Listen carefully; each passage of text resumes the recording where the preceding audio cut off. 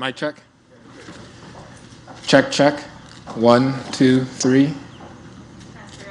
Testing, testing. We good? Testing, testing. Testing. Are we good?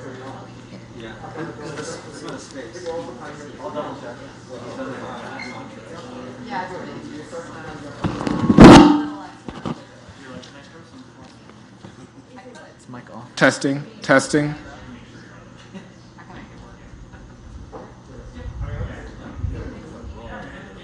You're good? Okay. Thank you, guys.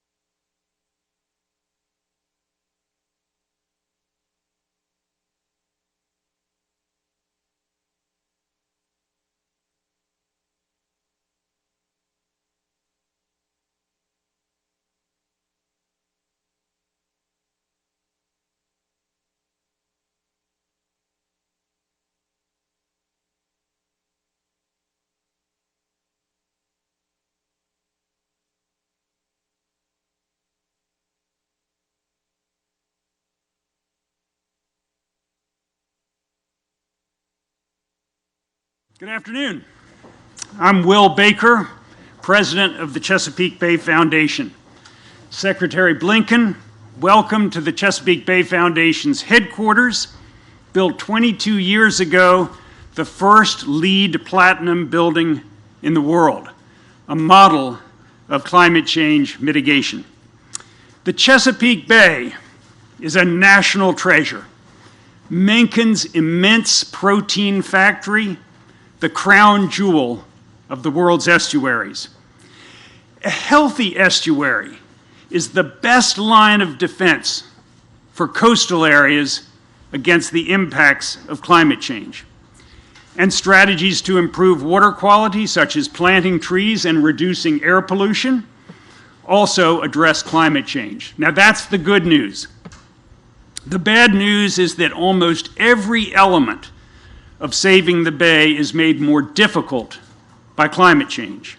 More intense storms increase polluted runoff, erode shorelines, and damage wetlands.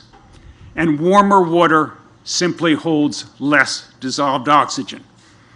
So Secretary Blinken, on behalf of CBF's 300,000 members, thank you and President Biden for your leadership on climate change, environmental justice, and creating new jobs. Your approach is quintessential America, innovative, science-based, and practical. The Secretary of State of the United States of America, Secretary Antony Blinken.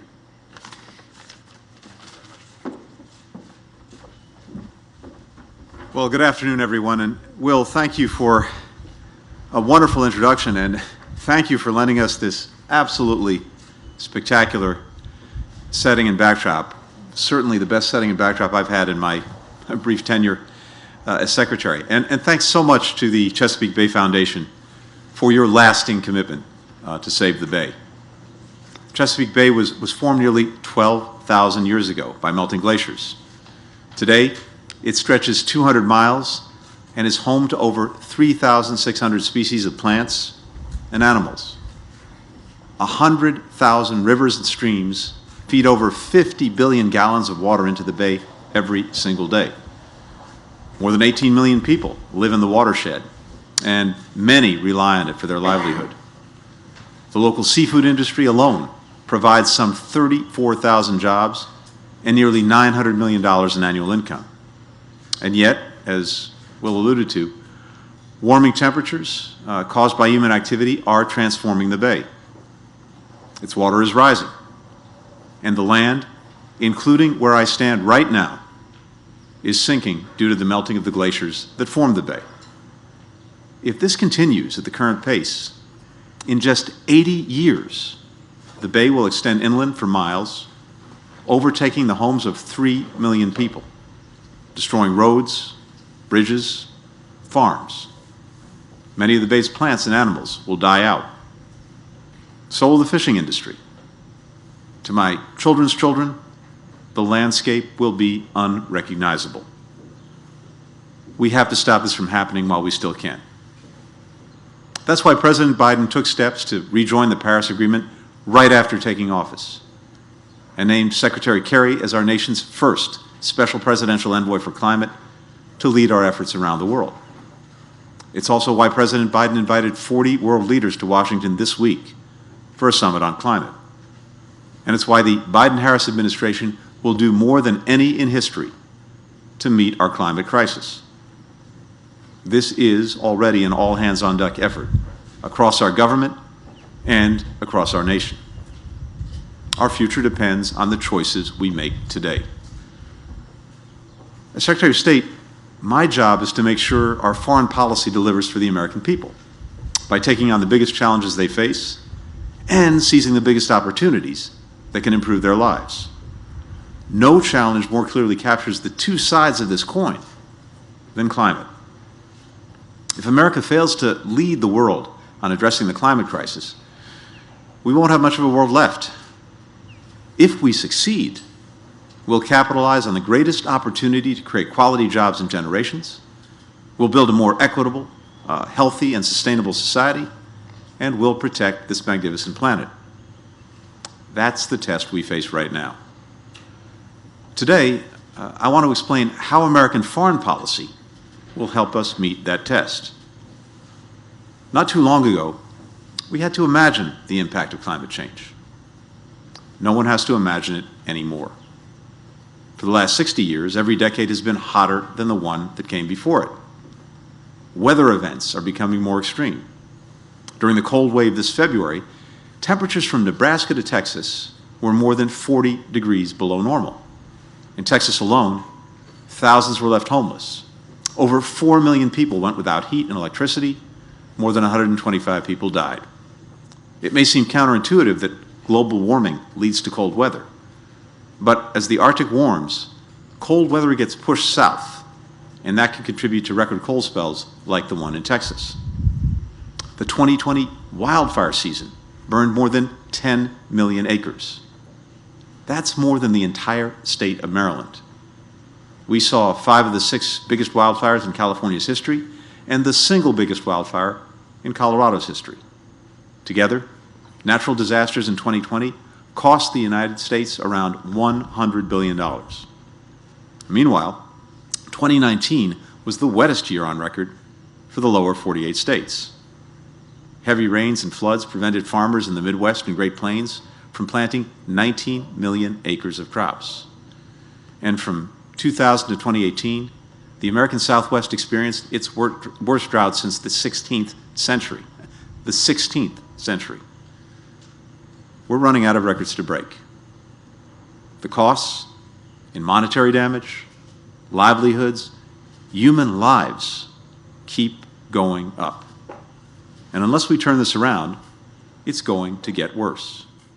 More frequent and more intense storms, longer dry spells, bigger floods, more extreme heat, and more extreme cold. Faster sea level rise, more people displaced, more pollution, more asthma, higher health costs, less predictable seasons for farmers. And all of that will hit low-income, black and brown communities the hardest. The last part is important. The costs of the climate crisis fall disproportionately on the people in our society who can least afford it. But it's also true that addressing climate change offers one of the most powerful tools we have to fight inequity and systemic racism. The way we respond can help break the cycle. These are all reasons why we must succeed in preventing a climate catastrophe. But the world has already fallen behind on the targets we set 6 years ago with the Paris Agreement. And we know that those targets didn't go far enough to begin with. Today, the science is unequivocal. We need to keep the Earth's warming to 1.5 degrees Celsius to avoid catastrophe. America has a key role to play in hitting that mark. We only have around 4% of the world's population, but we contribute nearly 15% of global emissions. That makes us the world's second biggest emitter of greenhouse gases. If we do our part at home, we can make a significant contribution to addressing this crisis. But that won't be enough. Even if the United States gets to net zero emissions tomorrow, we'll lose the fight against climate change if we can't address the more than 85% of emissions coming from the rest of the world. Coming up short will have major repercussions for our national security. Pick a security challenge that affects the United States. Climate change is likely to make it worse. Climate change exacerbates existing conflicts and increases the chances of new ones, particularly in countries where governments are weak and resources are scarce. Of the 20 countries the Red Cross considers most vulnerable to climate change, 12 are already experiencing armed conflicts. As essential resources like water dwindle, as governments struggle to meet the needs of growing populations, we'll see more suffering and more strife. Climate change can also create new theaters of conflict. In February, a Russian gas tanker sailed through the Arctic's northern sea route for the first time ever.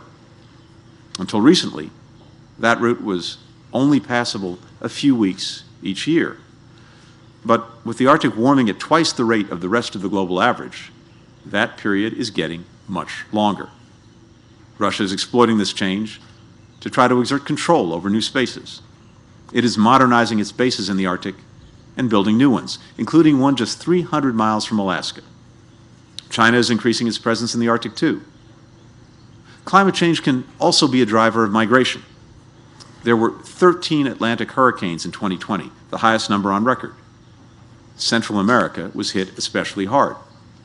Storms destroyed the homes and livelihoods of 6.8 million people in Guatemala, Honduras, and El Salvador, and wiped out hundreds of thousands of acres of crops, leading to a massive rise in hunger. Months after the storms, entire villages are still subsumed in mud, and people are carving off pieces of their buried homes to sell as scrap metal. When disasters strike people who are already living in poverty and insecurity, it can often be the final straw, pushing them to abandon their communities in search of a better place to live. For many Central Americans, that means trying to make it to the United States, even when we say repeatedly that the border is closed, and even though the journey comes with tremendous hardships, especially for women and girls who face heightened risk of sexual violence. All of these challenges are placing greater demands on our military. The U.S. Naval Academy is only 5 miles north of here, and Naval Station Norfolk, the largest naval base in the world, about 200 miles to the south. Both bases and the critical missions they support face an imminent threat from climate change.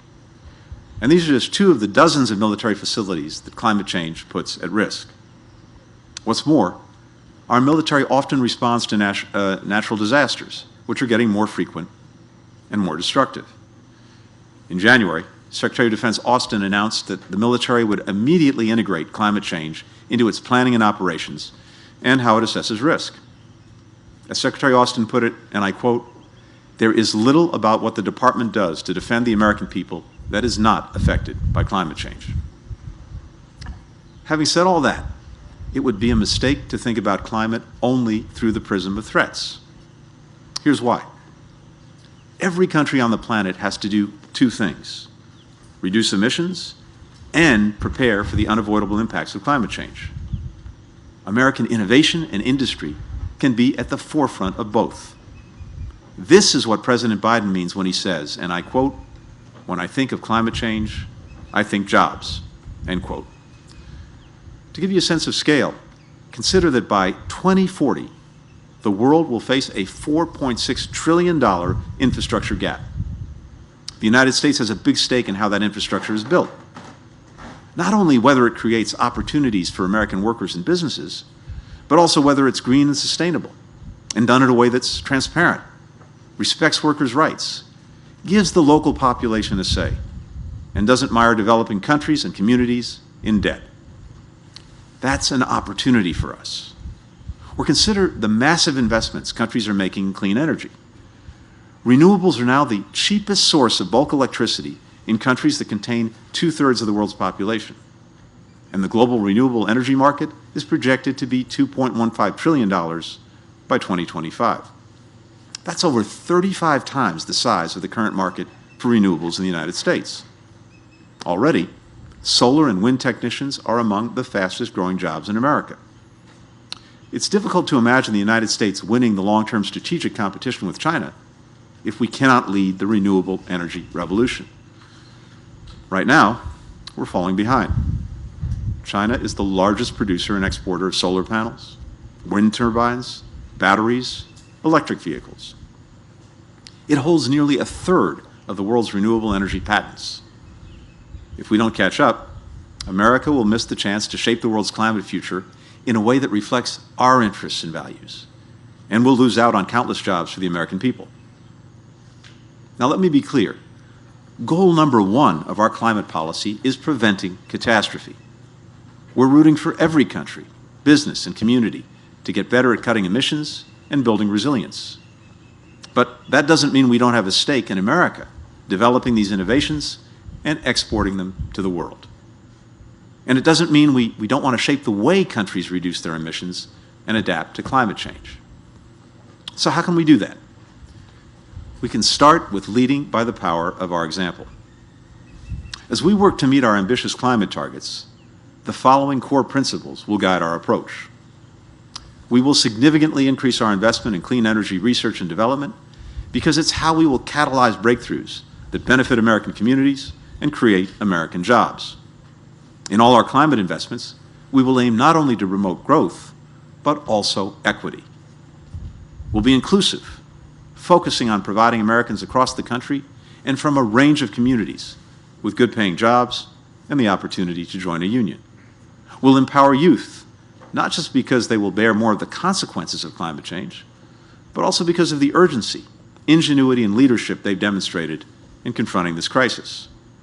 We will enlist states, cities, businesses, large and small, civil society, and other coalitions as partners and models. Others have been doing groundbreaking work in this field for a long time.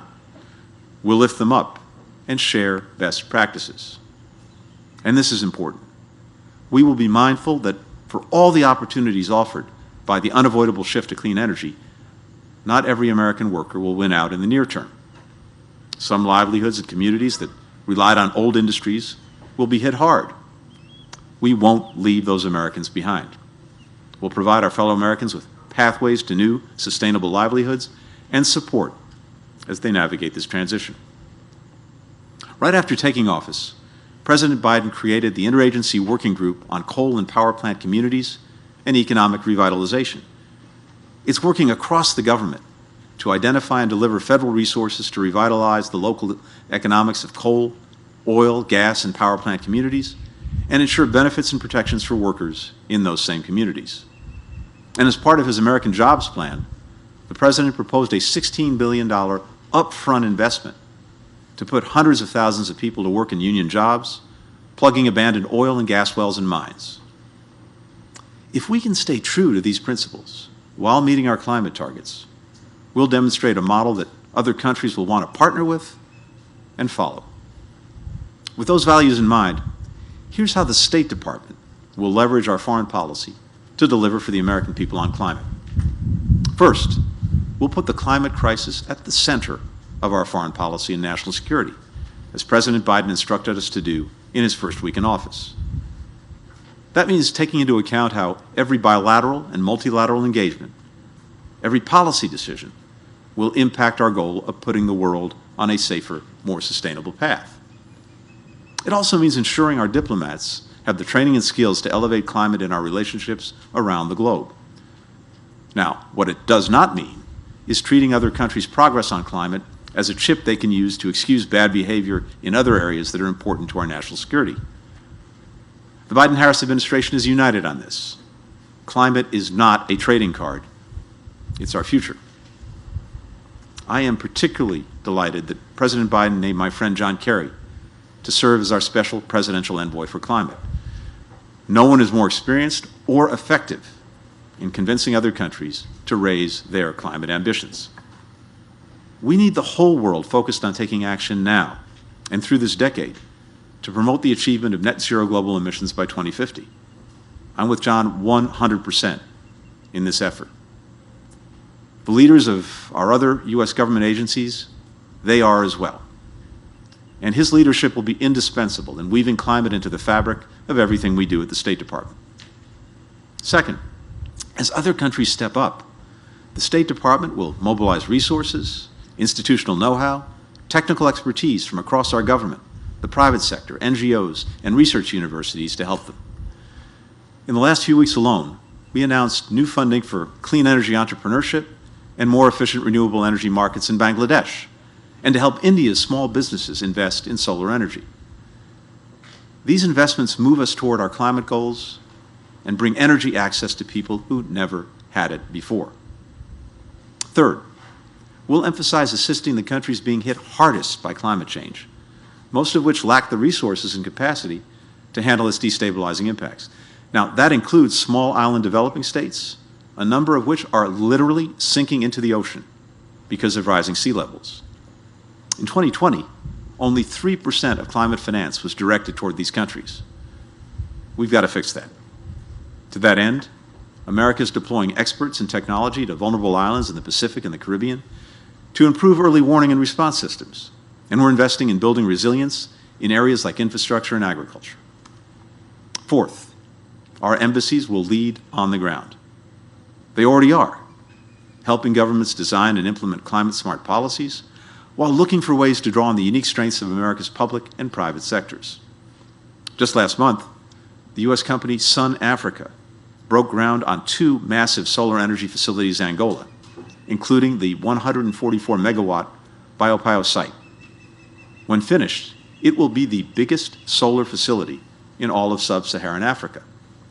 The project will provide enough power for 265,000 homes and eliminate 440,000 gallons of carbon-intensive diesel fuel that Angola imports and burns every year. Plus, this project is expected to use around $150 million in solar energy equipment exported from the United States. This effort is good for the Angolan people, good for climate, good for American jobs and business. And it simply wouldn't have happened if not for the efforts of our diplomats. Fifth, we will use all the tools in our kit to make U.S. clean energy innovators more competitive in the global market. That includes leveraging instruments like the financing provided by the Export-Import Bank to incentivize renewable energy exports, the proposed expansion of tax credits for clean energy generation and storage in the President's American Jobs Plan, and the administration's ongoing efforts to level the global playing field for American-made products and services. Support like these can have an outsized impact, particularly because the current market for renewables is only a small fraction of the market to come. Beyond solar panels, wind turbines, batteries, there are more than 40 additional categories of clean energy, including clean hydrogen, carbon capture, and next-generation renewables like enhanced geothermal energy. No one has staked a dominant claim to these promising technologies yet. And with a lift from our domestic and foreign policy, every one of them can be American-led and American-made. A Massachusetts startup called Boston Metal shows how this can be done. The company pioneered a new process that can produce steel and other metals more efficiently and at lower costs, while also producing less pollution. Most of the U.S. steel sector already uses clean technologies, but the company's CEO, a Brazilian immigrant, saw an untapped market in countries like Brazil, where Boston Metal is partnering with industry to replace older, dirtier ways of making steel. This company is creating good-paying, quality jobs in the United States. Steel is a $2.5 trillion global industry, and many of the world's producers will need to make a similar leap. America can help them do it. Sixth, our diplomats will challenge the practices of countries whose action or inaction is setting the world back. When countries continue to rely on coal for a significant amount of their energy, or invest in new coal factories, or allow for massive deforestation, they will hear from the United States and our partners about how harmful these actions are. And finally, we'll seize every chance we get to raise these issues with our allies and partners and through multilateral institutions. At NATO, for example, there's consensus that we need to adapt our military readiness for the inevitability of climate change and reduce the reliance of the Allies' forces on fossil fuels, which is both a vulnerability and a major source of pollution. I know that Secretary General Stoltenberg, who has called climate a threat multiplier, is as serious about addressing climate change as we are. We will convey a strong message to the meeting of the G7 next month, whose members produce a quarter of the world's emissions. And I'll also represent the United States at next month's ministerial meeting of the Arctic Council, where I'll reaffirm America's commitment to meeting our climate goals and encourage other Arctic nations to do the same. All of these efforts, at home and abroad, will allow us to lead from a position of strength when the world comes together in November for the United Nations Climate Conference in Glasgow. I spend a great deal of my time focused on threats to America's security and interests, aggressive actions by Russia or China, the spread of COVID-19, challenges facing democracies. But an equally grave threat to the American people, and an existential one over the long term, can be seen right here on the Chesapeake Bay, where the costs of climate change are already manifesting themselves. Yet, from this very same place, we can also see examples of American innovation and leadership that, if taken to scale, can prevent a climate catastrophe and benefit American workers and communities. Maryland is committed to cutting the state's emissions by at least 40% by 2030 and to 100% clean energy by 2040. Maryland also offers farmers strong incentives to plant cover crops, which help trap carbon dioxide. More than 40% of the state's farmers are now using these crops, and countless others are doing their part to prevent climate change on the Bay, and often benefiting American jobs in the process. Just consider the Merrill Center building right here, from which I speak. When it opened 20 years ago, it was the first LEED Platinum building in the entire world, a U.S. standard for energy efficiency that has since become the gold standard globally. Around a third of its energy comes from solar power. It uses 80% less water than most buildings its size. Nearly half of the building materials, came from within 300 miles. Its design saves $50,000 a year in energy costs alone. A newer facility the Chesapeake Bay Foundation built in 2014 is even more efficient, reflecting advances in American design and manufacturing. It produces more energy than it consumes, and all the water it uses is captured rainwater. Its solar panels come from Oregon, its wind turbines from Oklahoma. These solar panels and wind turbines are American designed, American owned, American built. And people from around the world have come to study these buildings. It's changes like these that will help preserve the Bay as we know it, and all of the communities and livelihoods that it sustains. This is the blueprint for American leadership on climate, bringing together innovation from government and the private sector, communities and organizations, not just meeting targets for controlling climate change, but doing it in a way that's open, that's a good investment, that creates opportunities for American workers. The climate crisis we face is profound. The consequences of not meeting it would be cataclysmic. But if we lead by the power of our example, if we use our foreign policy not only to get other countries to commit to the changes necessary, but to make America their partner in implementing those changes, we can turn the greatest challenge in generations into the greatest opportunity for generations to come. Thanks for listening.